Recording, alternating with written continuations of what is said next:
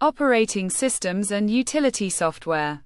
Software can be classified into different categories. System software helps the computer operate. Application software helps the user perform specific tasks.